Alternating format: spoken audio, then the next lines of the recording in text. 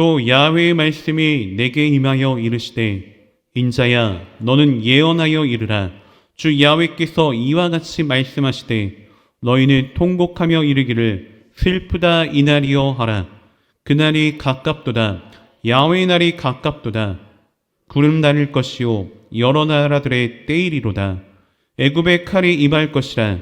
애굽에서 죽임당한 자들이 엎드러질 때에 구스에 심한 근심이 있을 것이며 애굽의 무리가 잡혀가며 그 터가 헐릴 것이요 구스와 붓과 룻과 모든 섞인 백성과 국과 및 동맹한 땅의 백성들이 그들과 함께 칼에 엎드러지리라. 야훼께서 이같이 말씀하셨느니라. 애굽을 붙들어주는 자도 엎드러질 것이요 애굽의 교만한 권세도 낮아질 것이라. 믹돌에서부터 수에네까지 무리가 그 가운데에서 칼에 엎드러지리라. 주 야훼의 말씀이니라. 황폐한 나라들 같이 그들도 황폐할 것이며 사막이 된 성읍들 같이 그 성읍들도 사막이 될 것이라. 내가 애굽에 불을 일으키며 그 모든 돕는 자를 멸할 때에 그들이 나를 야훼인 줄 알리라. 그날의 사절들이 내 앞에서 배로 나아가서 염려 없는 구스 사람을 두렵게 하리니 애굽의 재앙의 날과 같이 그들에게도 심한 근심이 있으리라. 이것이 오리로다. 내가 애굽 사람을 나라들 가운데로 흩으며 백성들 가운데로 해치리니 내가 야훼인 줄을 그들이 알리라. 아멘. 저는 오늘 본문의 말씀을 근거로 야훼의 날, 야훼의 날이라는 제목으로 함께 귀한 은혜의 시간을 갖기 원합니다. 네, 여러분, 우리에게 힘들고 어려운 시기가 찾아오게 되면은, 자, 우리는 어디에 의지를 해야 합니까? 어디에 의지를 해야 될까요? 세상에 속한 사람들을 보면 어떤가요? 세상에 속한 사람들을 보면은 어떤 사람은 돈을, 자신이 가지고 있는 돈을 의지하기도 하고 어떤 사람은 권력을 의지하기도 합니다. 또는 자신이 취한 과거의 어떠한 성공의 기억을 되새기면서 그 경험에 의지하는 사람도 있을 수가 있습니다. 그러나 이 모든 것들은 어떠합니까? 이 모든 것들은 전부 영원한 성질의 것들이 아닙니다. 오직 하나님만이 영원하시죠. 하나님만이 어제나 오늘이나 영원토록 변함없으시고 위기 가운데 절대절명의 위기의 상황 가운데 우리가 의지할 수 있는 확실한 피난처가 되시는 것입니다. 여러분 오늘 본문을 보면 에스겔은 바벨론의 포로로 잡혀간 이스라엘 백성들에게 하나님의 말씀을 선포하는 예언을 하고 있습니다. 자, 이스라엘 백성은 나라가 아주 폭삭 망했음에도 불구하고 여전히 하나님을 의지하기보다는 절대 주권자이신 하나님을 의지하기보다는 강대국인, 눈으로 보이는 강대국인 애굽을 의지했습니다. 애굽이 이 바벨론 제국을 물리치고 자신들을 구원해 줄 것이라는 그러한 헛된 희망에, 헛된 착각에 빠져 있었다라는 것입니다. 당시 애굽은 사실 전통적인 엄청난 강대국이었습니다. 자, 애굽은 오래도록 다른 나라들을 지배하는 그런 위치에 있었던 나라였고, 자, 외세에 의해서 본토가 침공을 당한 적도 사실 그렇게 거의 없었습니다. 자, 잠시 아수르라고 하는 아수르 대제국이 애굽의 본토를 침공하기는 했지만 애굽을 완전히 점령한 것도 아니었습니다. 그러다 보니 이스라엘은 자신들의 정체성을 제대로 파악하지 못하고 정체성을 깨닫지 못하고 하나님의 은혜와 능력을 구했어야 하는데 당장 자신들의 눈에 보이는 애굽의 힘을 의지하려고 하는 그러한 크나큰 어리석음 가운데 사로잡혀버리고 말았다는 것입니다. 그런데 여러분, 오늘날 우리의 모습을 보면 또 어떻습니까? 우리도 종종 이러한 애굽, 눈에 보이는, 육신의 눈으로만 보이는 애굽을 의지할 때가 참으로 많다는 것입니다. 자, 그럼 그 애굽은, 오늘날의 애굽은 무엇입니까? 그 애굽은 무엇이죠? 안정적인 직장이 될 수도 있고, 튼튼한 재정이 될 수도 있고, 강철 같은 체력이 될 수도 있고, 또 사회적인 지위, 명예 이러한 것들이 될 수도 있다는 것입니다. 즉 하나님이 아닌 다른 것으로부터 안정과 뭔가 구원을 찾으려고 하는 경향이 있다는 것이죠. 사랑하는 여러분, 오늘 본문인 에스겔 30장은 이러한 헛된 희망, 영원하지 않는 헛된 희망이 얼마나 허무한 것인지, 얼마나 허무한 것인지 우리에게 여실히 경고해주고 있는 것입니다. 또한 오직 하나님만이 우리의 참된 구원자가 되시는 것을 선포해주는 그러한 말씀인 것입니다. 자, 그럼 먼저 본문 에스겔 30장 2절부터 3절까지의 말씀을 살펴보면 인자야 너는 예언하여 이르라 주 야훼께서 이와 같이 말씀하시되 너희는 통곡하며 이르기를 슬프다 이날이여 하라. 그날이 가깝도다. 야훼의 날이 가깝도다. 구름의 날일 것이요 여러 나라들의 때이리로다 라고 말씀해 주고 있습니다. 자, 여러분 본문 2절과 3절의 내용을 보면 슬프다 이날이요 그리고 야훼의 날이 가깝도다 라고 선포해 주는 내용을 확인해 볼 수 있습니다. 자, 그럼 여기서 야훼의 날은 어떠한 날일까요? 야훼의 날은 어떤 날이냐? 먼저는 애굽에 대한 심판의 날이기도 하지만 동시에 모든 세상의 교만과 불의가 심판받는 그러한 날을 의미하고 있다는 것입니다. 이 날은 애굽에게는 구름의 날, 곧 멸망과 재앙의 날이지만 참된 하나님의 자녀들에게, 진정한 하나님의 백성들에게는 하나님의 약속이 성취되는 그러한 은혜의 날이 되는 것입니다. 여러분, 우리의 삶에도 야훼의 날이 찾아올 수 있습니다. 우리의 삶 가운데도, 우리가 살고 있는 이 세상 가운데도 야훼의 날이 다가올 수 있죠. 예상치 못한 질병이 나에게 야훼의 날일 수 있습니다. 그리고 사업이 실패하는 것, 또 관계가 단절되는 것, 이러한 어려운 상황과 환경들, 이런 것들이 우리를 혼란스럽게 만드는 구름의 날처럼 다가올 수가 있다는 것이죠. 그러나 이 고통스러운 날들, 이 절망적인 날들은 하나님께서 우리가 의지하는 것들, 우리가 의지하고 있는 그런 육신적인 것들을 온전히 깨트리시고 오직 그분만을, 오직 하나님 한 분만을 바라볼 수 있도록 하시는 그러한 기회가 될 수도 있는 것입니다. 다시 말해 이 심판의 날은 하나님을 절대적으로 알 수 있는, 하나님을 알 수 있는 그런 은혜의 날이 우리에게 될 수도 있다는 것입니다. 그런데 여러분, 왜 강대국인 애굽이 이와 같이 심판을 당해야만 했던 것일까요? 무엇 때문에 애굽이 심판을 당한 것입니까? 자, 애굽이 심판을 당하게 된 근본적인 이유는 하나님의 선택받은 이스라엘 백성들을 유혹해서 하나님의 사랑을 배반하게 만들고 또 자기들을 의지하도록 만드는 그러한 역할을 하였기 때문입니다. 자, 그런데 이러한 애굽과 달리 애굽과 함께 심판을 받는 그런 나라들을 보면 어떻습니까? 네 나라가 나오는데 이 네 나라는 구체적인 죄목이 나와 있지 않습니다. 물론 그들도 하나님을 섬기지 않는 이방인들이었죠. 그런데 이것이 1차적으로 그들이 심판받았던 원인이 된 것은 아닙니다. 왜냐하면 하나님을 섬기지 않는 나라들은 그 당시에 엄청나게 많았기 때문이죠. 자, 그럼 이들 나라들이 애굽과 함께 심판을 받게 된 이유는 또 무엇입니까? 죄목이 나와 있지 않는데 무엇 때문에 이들이 심판을 받았죠? 그들이 무엇을 잘못했기 때문에, 어떤 잘못을 했기 때문에 애굽과 이처럼 동일한 심판을 받아야만 했을까요?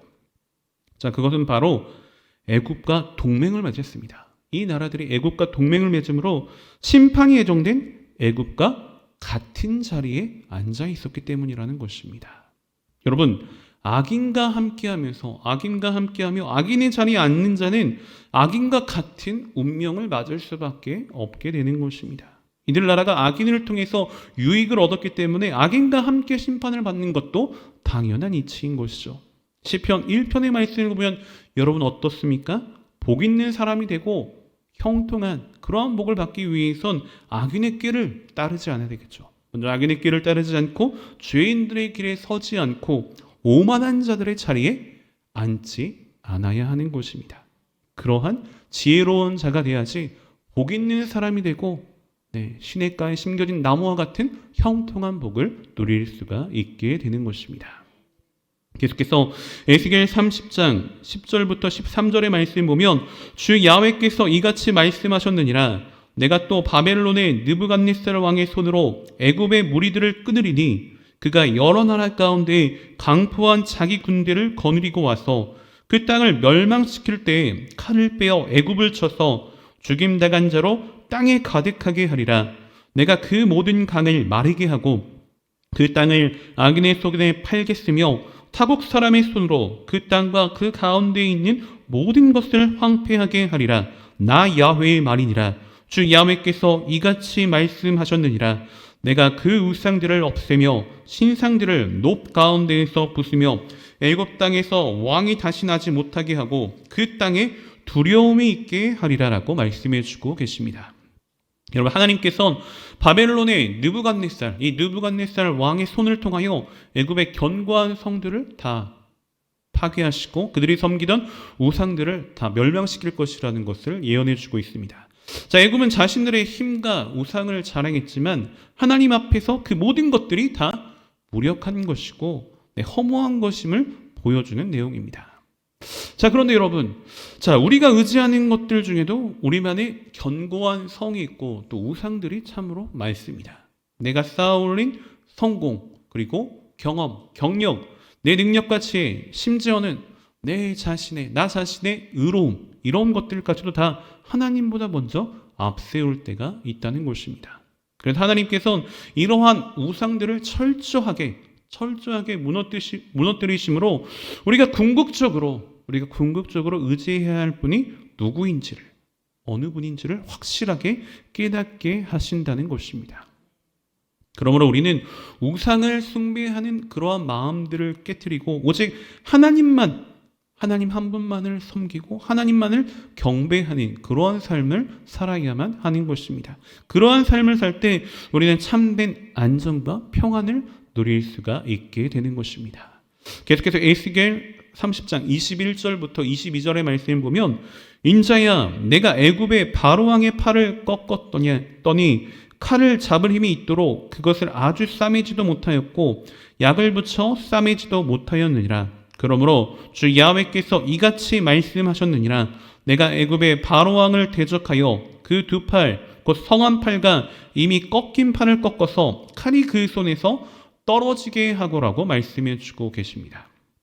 자, 여러분, 이 구절은 애굽왕 바로의 팔이 꺾이고 그 팔을 싸매거나 치료할 사람이 아무도 없음을 강조해 주는 그러한 내용의 말씀입니다. 자, 사실 고대 근동에서 팔은 무엇을 의미했을까요? 팔이 의미하는 것은 무엇입니까? 힘과 권세를 상징했습니다. 힘과 권세를 팔이 상징했죠. 자, 바로는 스스로 강한 팔의 소유자라고 자부하는 그런 교만에 사로잡혔지만 하나님께서는 그 교만한 팔을 꺾어버리시고 바벨론 왕의 팔은 굳세게 하신 것입니다. 자, 이는 역사의 주관자가 인간의 눈으로 뛰어난 바로 왕이 아니라 오직 하나님 한 분만임을 명백하게 보여주는 그러한 대목이 되는 것입니다.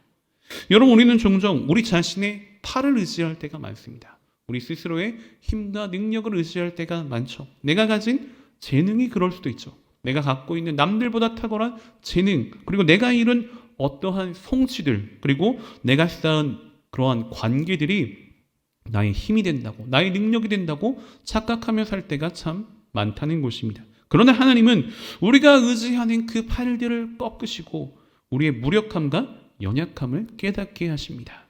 우리의 힘이 아니라, 우리의 능력이 아니라 오직 하나님의 능력으로만 살아갈 수 있다는 것을 우리를 통하여 인정하게 하신다는 것입니다.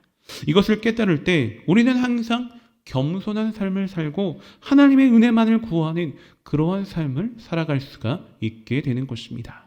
마지막으로 본문 에스겔 30장 26절의 말씀을 살펴보면 내가 애굽 사람을 나라들 가운데로 흩으며 백성들 가운데로 해치리니 내가 야훼인 줄을 그들이 알리라 라고 말씀해 주고 계십니다. 여러분, 에스겔 이 30장 전체에서 함께 살펴본 에스겔 30장 전체에서 가장 중요한 대목, 가장 중요한 구절이 바로 이 구절입니다. 내가 야훼인 줄을 그들이 알리라. 내가 야훼인 줄 그들이 알리라. 사실 하나님의 심판의 궁극적인 목적은 어디에 있을까요? 하나님께서 심판하시는 궁극적인 목적은 무엇입니까? 파괴하는 것입니까? 멸망시키는 것입니까? 절대 그렇지가 않습니다.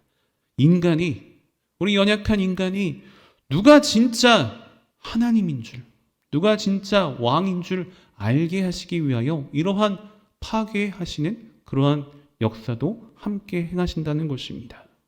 여러분, 애굽의 멸망은 유다 백성뿐만이 아니라 이스라엘 백성뿐만 아니라 온 세상 모든 민족들에게 오직 하나님 한 분만이 진정한 역사의 주인이심을 선포하는 그러한 사건이었습니다. 사랑하는 여러분, 우리가 의지하는 모든 것들, 우리가 지금 현재 의지하고 있는 모든 것들이 무너지는 절망적인 그러한 순간, 우리는 하나님 한 분만을 우리의 유일한 피난처로 고백할 수 있는 그러한 믿음의 사람이 되어야 하는 것입니다. 환난과 고통과 절망의 그런 상황 속에서도 세상을 바라보며 절망에 잠기는 것이 아니라 오직 영원하신 하나님 한 분만을 바라보며 희망을 가질 수 있는, 하나님으로부터 소망을 얻고 희망을 가질 수 있는 복된 저와 여러분, 우리 모두가 되시기를 주님의 이름으로 소원하고 축복하며 말씀을 마치겠습니다. 기도드립니다. 사랑과 자비가 풍성하신 하나님, 오늘도 우리에게 주신 말씀을 통하여 귀한 은혜와 깨달음을 주시니 감사드립니다. 우리가 의지하는 모든 것들을 내려놓고 오직 하나님 한 분만을 의지할 수 있는 저희들이 되기 원합니다.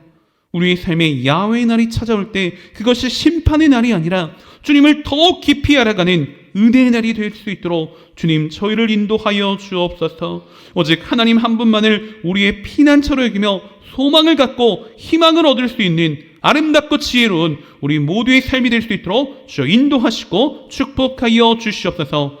거룩하신 하나님, 이제 또 저희가 정성껏 준비한 예물을 주님 앞에 드립니다.